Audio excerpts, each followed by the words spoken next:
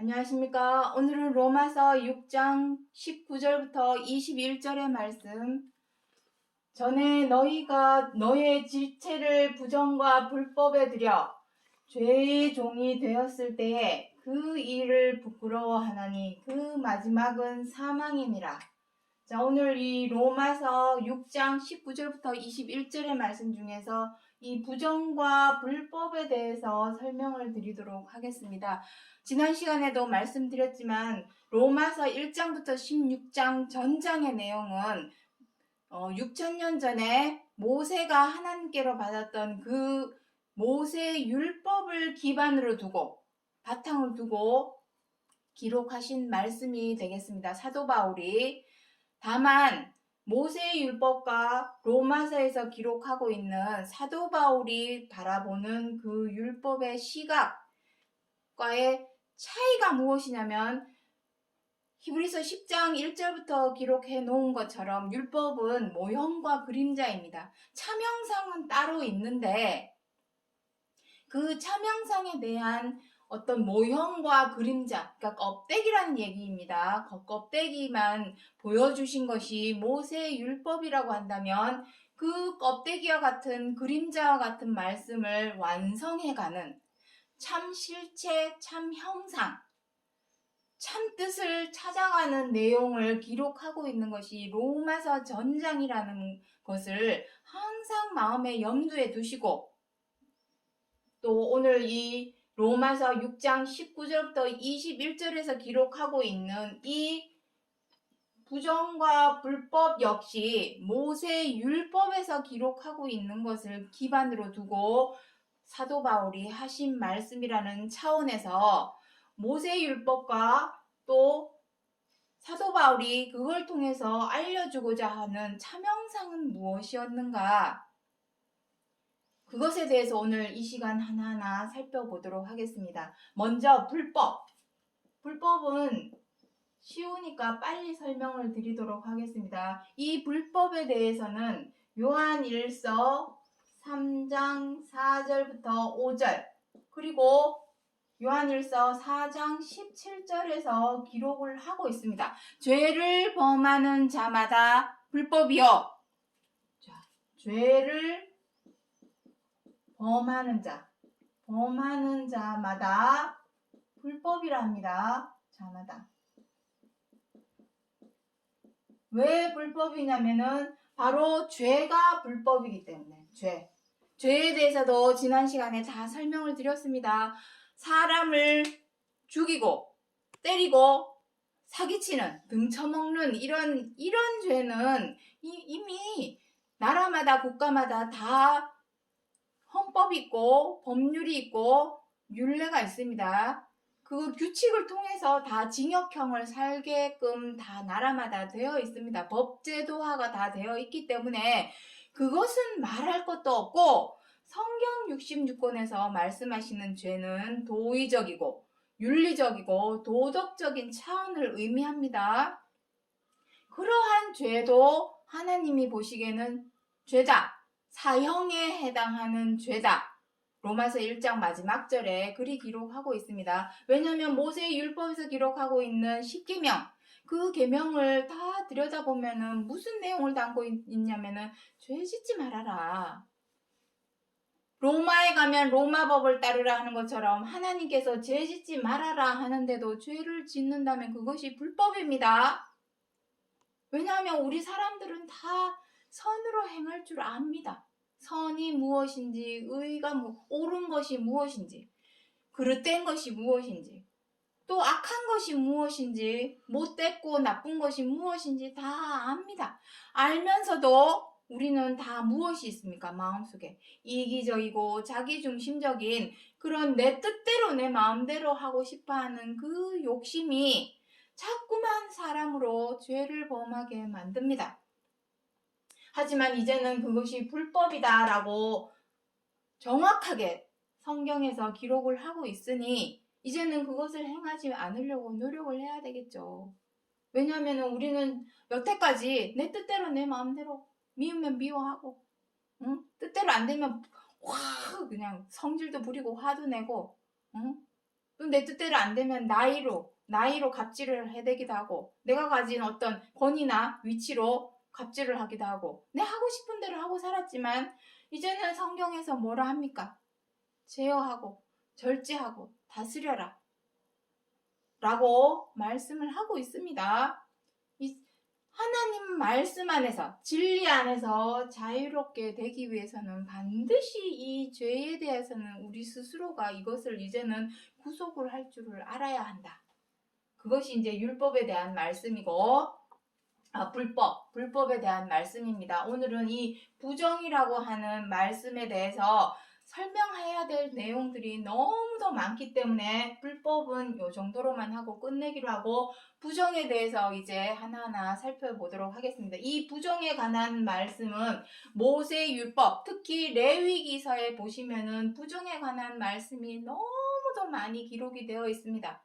워낙 방대한 내용, 광범위한 내용이기 때문에 그것을 이 짧은 시간에 다 설명드리기는 어렵지만, 정말 간추려서 아주 구체적이고 엑기스 같은 꼭 알아야만 하는 내용에 대해서만 오늘 이 시간 다뤄보도록 하겠습니다. 먼저 히브리서 9장 1절부터 7절의 말씀. 성경 66권은 다 하나를 말하고 있습니다. 사람의 생각을 기록한 것이 아니라 하나님의 뜻과 생각을 기록해 놓았기 때문에 창세기 내용이 계시록에도 있는 것이고 레위기 내용이 히브리서에도 있는 것이기 때문에 내용이 다 일맥상통합니다. 다만 껍데기냐 차명상이냐 그것을 이제는 알아야 하는데, 여태까지 우리는 껍데기 모형과 그림자만 여태까지 알아왔기 때문에 그 온전한 참뜻을 알 수가 없었지만, 이제는 참형상을 알아야 할 때가 왔기 때문에 하나하나 짚어드리는 것입니다. 자, 읽어보도록 하겠습니다. 첫 언약에도 섬기는 예법과 세상에 속한 성소가 있더라. 예비한 첫 장막이 있고 둘째 휘장뒤에 장막이 있으니 제사장들이 항상 첫 장막에 들어가 섬기는 예를 행하고, 오직 둘째 장막은 대제사장이 1년에 1차씩 들어가되 피 없이는 아니하니 이는 백성들의 허물을 위하여 함이니라. 이렇게 기록을 하고 있습니다. 이게 무슨 뜻이냐? 지금 갑자기 뭐 장막이 나오고 성소가 나오고 이러고 있는데, 이것이 무엇이냐면, 자, 먼저 성소는 무엇입니까? 거룩한 곳. 거룩한 곳이 성소입니다. 지금 거룩한 곳은 어디입니까? 교회죠. 교회, 성당, 성전 이렇게 됩니다. 장막. 모세율법에는 성소다, 장막이다, 회막이다, 성막이다, 이 표현한 거룩한, 하나님이 계시는 거룩한 곳을 표현하는 말들이 여러 가지로 종류가 많이 있습니다. 하지만 이것을 오늘날에는 무엇으로 통일을 해 놓았냐면 교회다, 성당이다 라는 말로 통일을 해 놓았습니다.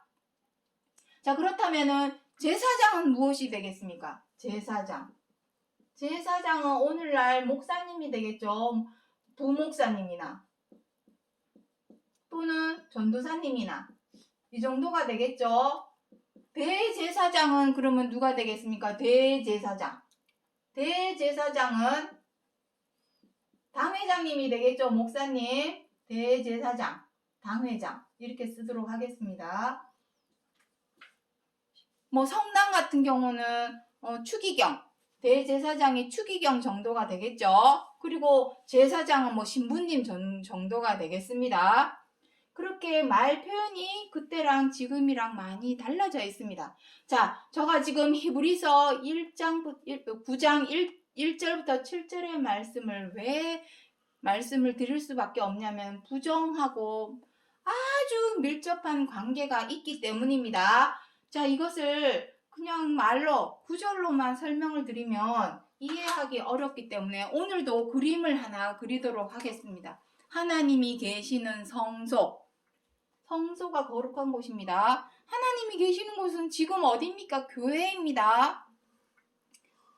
하지만 모세율법에는 마음대로 장막을 성소를 짓게 해놓은 것이 아니라 하나님께서 보여주시는 대로 식양과 기구를 따라 출애굽기 25장 8절부터 9절에 보시면 하늘에서 하나님께서 보이시는 모양과 식양대로 지어라 하면서 쭉 지어가는 장막을 지어가는 내용을 기록을 하고 있습니다. 그것을 제가 바로 그림으로 설명을 드리도록 하겠습니다. 그림이 크지 않기 때문에 잘 보셔야 합니다. 자, 여기가 한중간에 막혀 있습니다. 이것이 휘장입니다. 휘장. 그리고 여기를 제가 여기를 조금 더 길게 그리도록 하겠습니다. 너무 짧죠. 여기가 위에가 사실은 더 중요한데 위를 더 그리도록 하겠습니다. 여기 위가 더 깁니다. 여기가 더 중요한 곳이기 때문입니다. 자, 해서 휘장 밑에를 무엇이라 하냐면 여기는 첫 장막. 다른 말로 예비장막이라고도 합니다. 예비장막. 또 성소라고도 표현을 합니다. 성소. 자, 그리고 여기는 둘째 장막을 증거장막이라 합니다. 증거장막. 지극히 거룩한 곳이라 해서 지성소라고도 합니다. 자, 이 안에는 각각이 들어있는 물건이 있습니다. 여기는 7금초대. 이 안에 있는 물건에 대해서는 나중에 설명을 드리도록 하겠습니다. 오늘은 그림만 그려놓도록 하겠습니다. 금초대. 금초대와 진설병이 있습니다. 진설병이 무엇입니까? 떡을 진열해 놓은 것입니다. 자, 중요한 것은 둘째 장막입니다. 여기 보시면 언약궤, 금으로 둘러싼 나무 괴짜, 이것을 언약궤라 합니다. 자, 이것은 언약궤.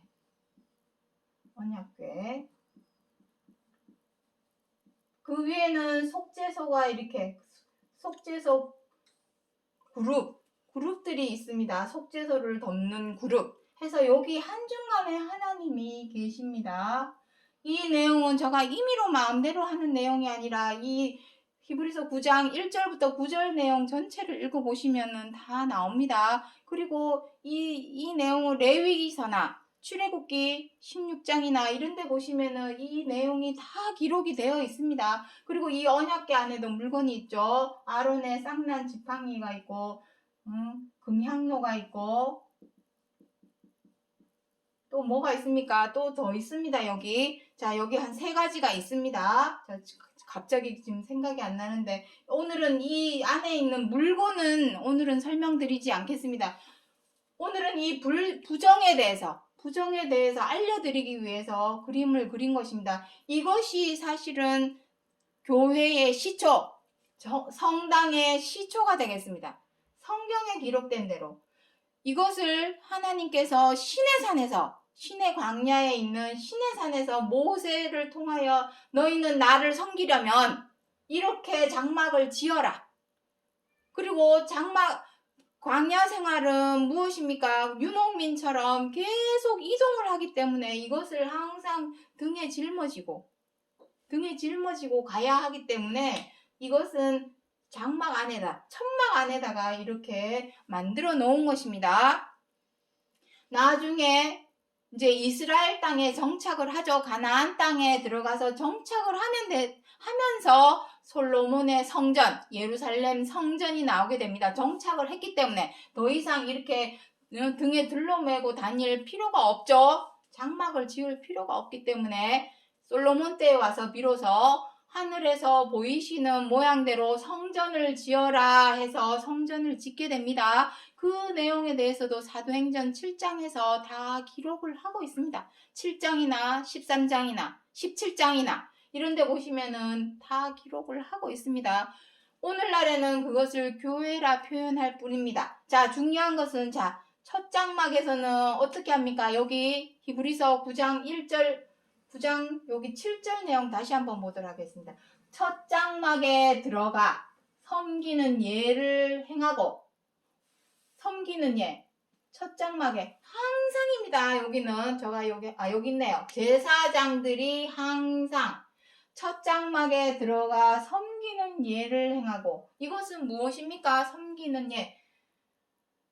여기 지금 다시 한번 이쪽에 그림 보시기 바랍니다. 진설병 해놨지만 여기는 떡만 넣는 게 아니라 섬기는 예가 무엇이 있습니까? 과일이라든지 과일이나 곡식, 떡, 사람들이 농사 짓는 물건, 소산물, 얻은 소산물, 어떤 사람들이 일을 하고 나온 소산, 오늘날에는 일을 해서 얻게 되는 소산이 무엇입니까? 돈이죠. 돈이니까 오늘날에는 헌금을 내는 것입니다. 그 차이 뿐입니다. 근데 이것은 첫 장막에서만 이렇게 하지 않죠. 지금은 어디 불교 절에 가도 불당이나 대웅전에 가면은 뭐 해놓습니까? 과일 한 바구니, 곡식 한 바구니, 또 라면 한 바구니, 다 자기네들이 집에서 가지고 올 수 있는 공양이라고 그러죠. 공양. 그 공양하는 모든 곡식이나 과일이나 이런 것을 가지고 옵니다. 무당이 모시는 신도 어떻게 합니까? 신 앞에 뭐 갖다 놓습니까? 각종 과일, 곡식 막 갖다 놓죠? 왜 이렇게 똑같을까요? 여기 뭐라 했습니까? 세상에 속했다고 되어 있죠. 세상에 속했습니다. 교회에서만, 하나님을 모시는 곳에서만 이렇게 하는 것이 아니라 이 자체가 이미 세상에 속해버렸기 때문에 세상에도 똑같이 섬기는 예법은 똑같다. 한 가지 다른 것이 있습니다. 무엇이 있습니까? 둘째 장막. 둘째 장막은 어떻게 한답니까? 오직 둘째 장막은 대제사장이 1년에 1차씩 들어가되 피 없이는 아니하니 이는 백성들의 허물을 위하여 함이니라. 무슨 말입니까? 대제사장, 가장 높은 제사장이 1년에 뭐를 하는 것이 중요합니까? 피. 어떤 피? 짐승의 피. 그래서 여기는 무엇이라고 하냐면은 예물. 자, 표현 방법을 색깔이 이거밖에 없어서 여기서는 예물이라 합니다. 예물. 그런데 여기 둘째 장막에서는 피로 드립니다. 피. 어떤 피? 짐승의 피. 짐승의 피입니다. 그래서 여기서는 예물이라 표현하지 않고 희생제물이라 표현합니다. 제물. 희생제물. 그래서 흠없고 정한 짐승, 그 정한 짐승, 부정한 짐승, 정한 짐승에 대해서도 레위기서에 쭉 읽어보면 다 나옵니다. 정한 짐승은 무엇입니까? 말발굽이 아니라 발굽이 이렇게 갈라지고 새김질하는 짐승. 쉽게 말해서 초식 동물을 의미합니다. 양이나 염소나 소, 이런. 하지만 부정한 짐승은 굽은 있지만 새김질을 못한다든가, 새김질은 하지만 굽이 없다든가, 말이나 이런 걸 의미하겠죠. 돼지, 개, 그 외에 육식 동물들. 그러한 것은 부정한 짐승이라고 모세의 율법에서 기록을 해 놓았습니다. 제물을 드리는데 그 제물은 어떻게 합니까? 짐승의 목을 따서 피는 성전 주변에 뿌리거나 부정한 사람에게 피를 뿌립니다. 여기 나오죠? 어디 있습니까? 피를 뿌린다. 여기 있죠? 여기. 히브리서 9장 13절부터 여기 한번 보도록 하겠습니다. 염소와 항소의 피 및 암송아지의 제는 무엇입니까? 피는 뿌리고 고기는 불태우죠. 번제, 화제, 화목제물. 다 이게 고기는 태웁니다. 그래서 태워서 남은 죄를 사람의 몸에다가 뿌립니다. 왜? 부정한 자를 정결케 하여 거룩하게 하려고. 근데 그것은 모형과 그림자랍니다. 이러한 제물이 사람이 마음속에 지은 죄를 깨끗하게 할 수 있을까요? 모형과 그림자입니다. 어쨌든 차명상은 이따가 설명을 드리도록 하고, 자, 그것이 부정한 것입니다. 그래서 부정한 사람은 왜 부정할까요?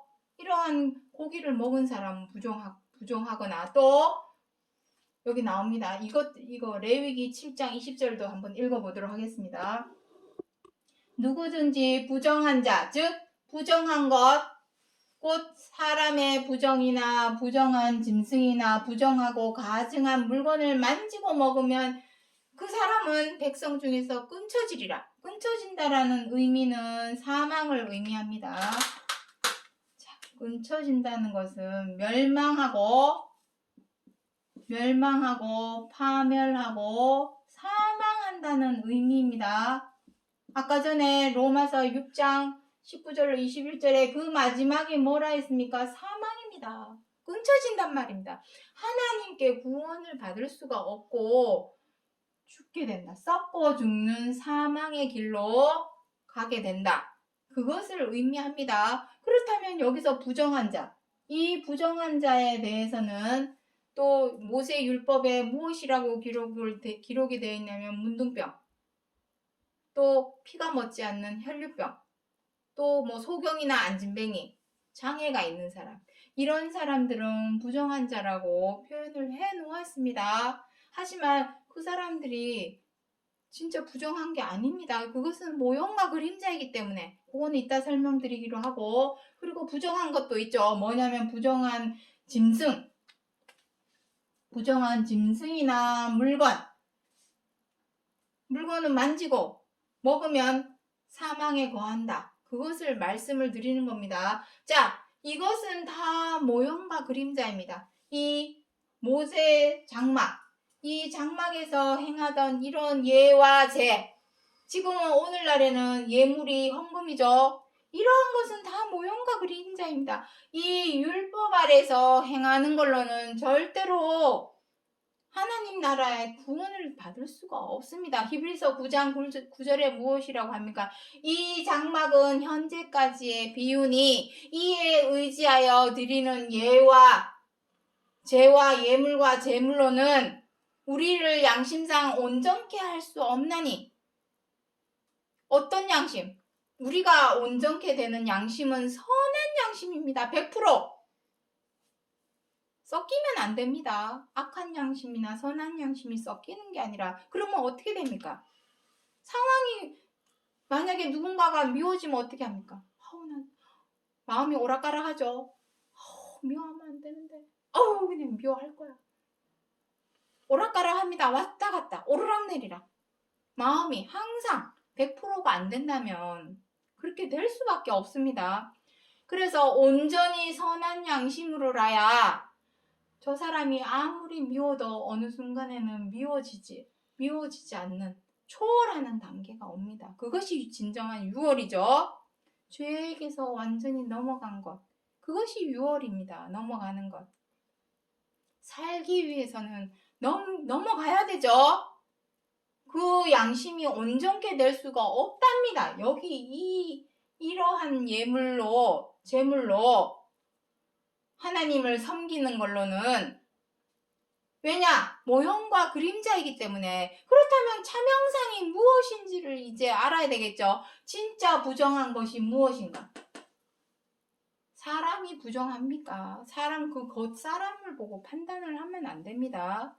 무엇이 부정한 것인지, 불법은 아까 설명을 드렸기 때문에 정말로 사람에게 부정한 것이 무엇인가? 그 부정한 것의 차명상이 무엇인지 마태복음 15장 11절부터 한번 보도록 하겠습니다. 입에 들어가는 것이 사람을 더럽게 하는 것이 아니라 입에서 나오는 그것, 즉 마음에서 나오는 그것이야말로 사람을 더럽게 하느니라.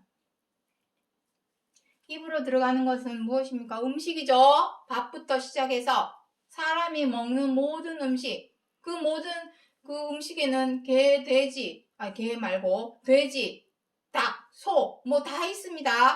여기서는 부정한 짐승, 정한 짐승을 나누어 놔서 돼지나 이런 것은 못 먹게끔 해놨죠. 가증한 짐승이다 라고 해서 이사야 66장에는 그렇게도 표현을 해놓았지만 짐승이 더러운 것이 아닙니다. 왜냐? 디모데전서 4장 4절에 무엇이랍니까? 하나님께서 지으신 모든 것은 선한 것이기 때문에 사람이 감사함으로 받으면 버릴 것이 없느니라. 내가 감사하는 마음으로 그것을 받아서 먹고 하면은 감사합니다. 오늘도 일용할 양식, 하루 한 끼 먹을 수 있는 양식을 우리에게 주셔서 감사합니다. 감사하는 마음으로 받으면 그 마음이 깨끗하죠. 하지만 그거 절대로 먹으면 안 돼. 그거 저기 제사상에 올라갔던 거요. 먹으면 안 돼. 그러면은 그 사람의 마음이 부정한 것이죠. 그 사람이 마음이 그걸 못 먹도록 막는 것이지. 그거 왜 못 먹습니까? 다 감사함으로 받느냐? 불평불만으로 받느냐? 그 차이입니다. 다시 말해서 마음이 중요하다라는 것입니다. 여기 나오죠. 마음에서 나오는 마음에서 나오는 그것이야말로 사람을 더럽게 하느니라. 마음에서 나오는 그것이 감사함으로 받고 기쁘게 받고 좋아하고 사랑하고 이런 거면은 문제가 없죠. 근데 우리는 어떤 마음도 있습니까?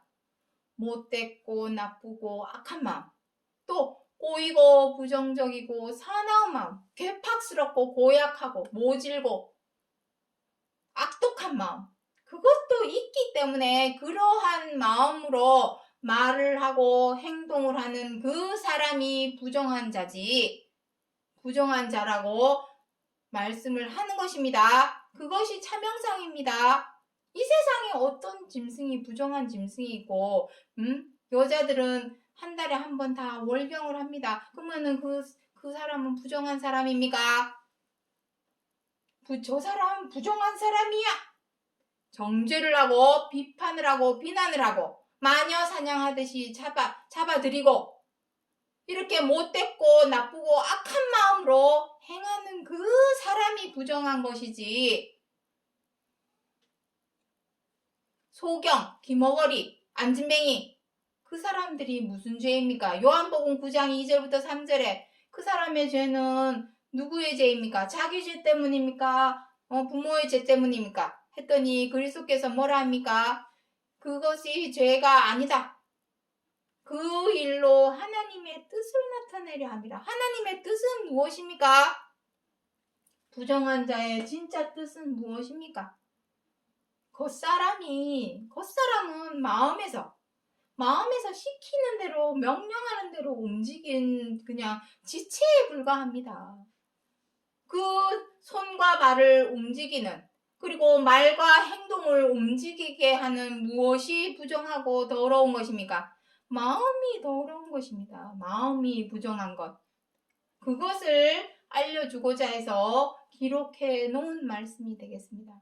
자, 그래서 이사야 64장 5절부터 6절에 무엇이랍니까? 우리가 범죄하는 이 현상이 오래 싸우니 우리가 어찌 구원을 얻으리까? 우리는 다 부정한 자 같아서 우리의 죄악이 바람같이 우리를 몰아가나이다. 어디로 몰아가겠습니까? 우리의 죄악이 우리를 어디로 몰아가겠습니까? 사망으로 몰고 가는 것입니다. 사망으로. 우리가 자꾸만 이렇게 미우면 밉다고 뜻대로 안 되면 분노하고 미워하고 분노하고 마음에 안 든다고 함부로 대하고 갑질하는 이러한 행동을 한다면 과연 구원을 받을 수 있겠습니까? 우리가 어찌 구원을 얻으리까? 불법 가운데 있어서는 백날 첫날 입으로 혀로 말로 믿습니다. 주여 주여 한다고 해서 구원을 못 받습니다. 그 마음이 더러워진 악한 양심을 깨끗이 씻어서 선한 양심으로 온전히 바뀌고 변화되어야만이 생명을 주시는 생명의 길로 구원으로 우리가 들어갈 수 있다라는 얘기입니다. 오래 싸우니. 오래되었습니다. 아주 오래되었습니다. 모세를 통해서 애굽에 430년간 종노릇했던 이스라엘 백성들의 그 지나간 거울 교훈의 말씀을 우리에게 주신 것은 그렇게 죄에게도 매이면 그래 된다. 자유가 없다. 구속돼서 죄의 사슬에 얽매이고 져서 끌려다닌다. 종노릇하게 된다. 라는 것을 애굽에 430년간 종노릇한 이스라엘 백성들을 빗대어 눌러서 표현해 주신 것입니다. 과연 430년만 사람이 죄를 했겠습니까? 아주 오래전부터 우리가 그러하였고 우리의 부모가 그러하였고 우리의 부모의 부모가 그러하였고 또 그 부모의 부모가 그러하여서 대대손손 유전처럼 내려온 것입니다. 유전처럼 이어온 망령된 행실이라고 베드로전서 1장 18절에는 그리도 기록을 해놓고 있습니다. 그러한 의미에서 죄대로 악대로 행하는 우리의 모습을 부정한 자다라고 참형상을 말씀해 주고자 해서 모세 율법에서 이렇게 부정한 자에 관해서 부정한 짐승에 대해서 부정한 물건에 대해서 기록하고 써놓은 것입니다. 하나님께서 항상 성경 66권을 볼 때는 첫 번째로 하나님께서 모든 만물을 지으셨지만 그 중에 누구에게 관심이 제일 많겠습니까? 모든 만물 중에 영장, 으뜸인 사람의 마음을 들여다보고자 하는 것입니다. 겉사람은 중요하지 않습니다.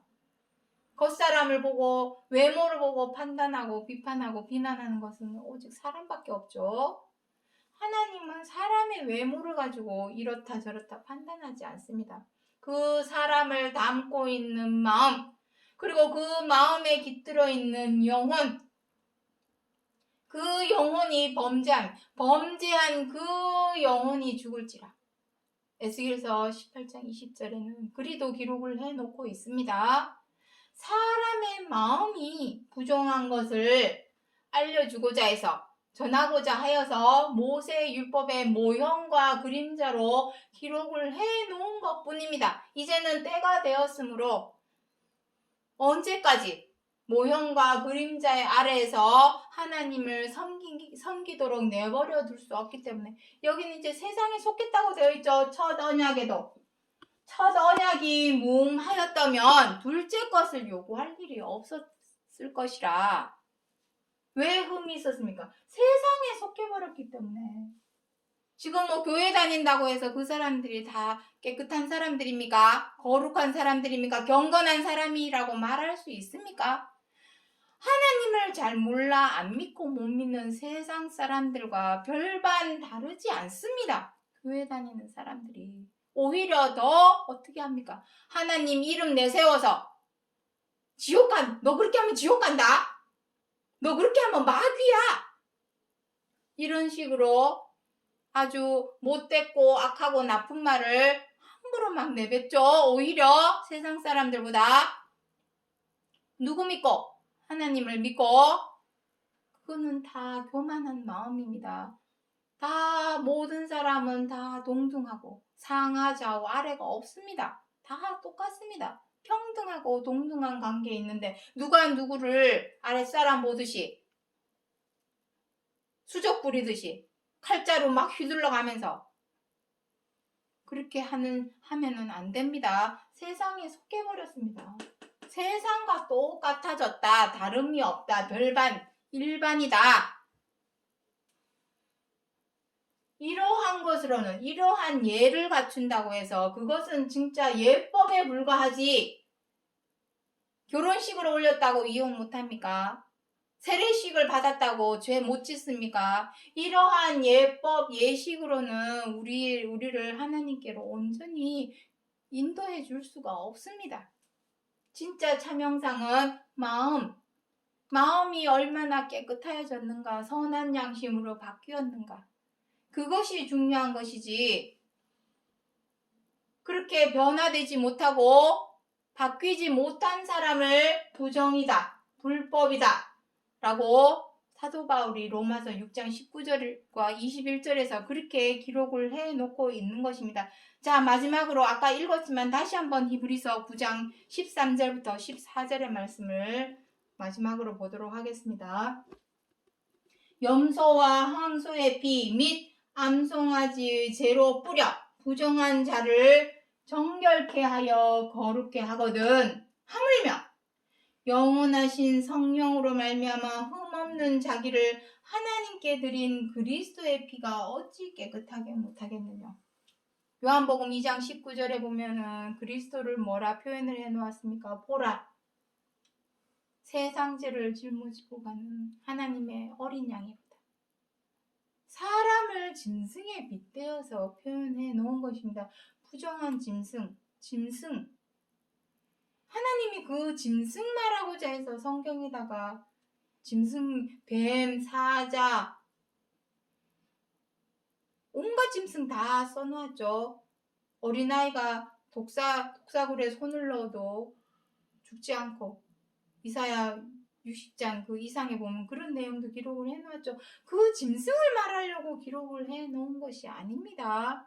짐승에 빗대어 사람을 말하고자 하는 것입니다. 자, 그래서 진짜 이런 짐승, 염소나 황소나 암송아지나 이러한 짐승의 피나 또 그 고기를 태워서 남은 그 죄를 사람에게 뿌린다고 해서 절대로 부정한 사람이, 죄 지은 사람이 깨끗하게 될 수 없습니다. 그것은 예법입니다. 예법, 모형과 그림자. 그러한 걸로는 절대로 깨끗이 할 수 없습니다. 무엇으로 깨끗하게 할 수 있습니까? 성령, 영원한 성령으로 말미암아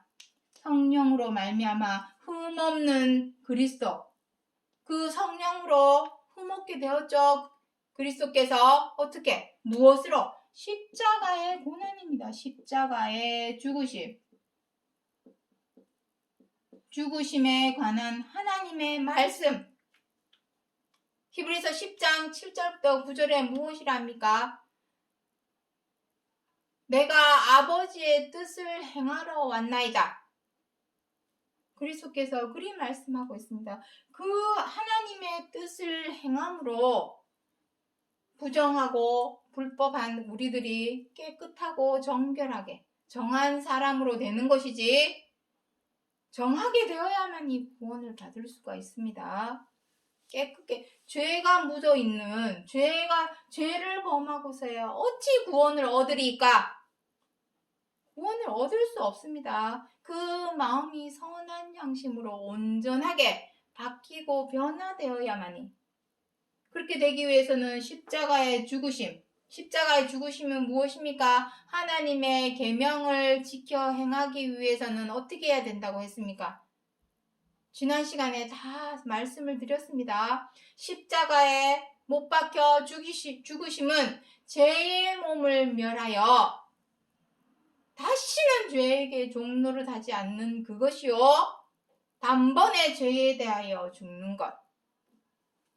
그것이 바로 흠없는 피의 말씀, 죽기까지 하시면서 몸소 실천하여 보여주신 그것이 바로 우리가 말하고 있는 보혈의 피입니다. 그 피로 내 마음과 몸에 뿌려야만이 정한 사람이 되고 죄에게서 벗어나서 선한 양심으로 온전히 바뀌기 때문에 하나님께 있는 생명과 안식과 구원으로 들어갈 수 있는 것입니다. 그래서 로마서 6장 19절부터 21절에서 말씀하시는 이 부정과 불법은 마음속에 있는 죄, 우리가 항상 지금까지 행하여 온 이 죄, 이것에서 이제는 벗어나야만이. 그렇게 생각해야 됩니다. 우리가 지금까지 행하여 온 죄에 대해서, 악에 대해서 부끄럽게 생각을 해야 합니다. 그래야만이 이제는 하지 말아야 되겠다. 이렇게 구차한 죄 이제는 범하지 말아야 되겠다. 이런 마음을 먹을 수가 있게 되는 것입니다. 부끄러워하지 않는다면,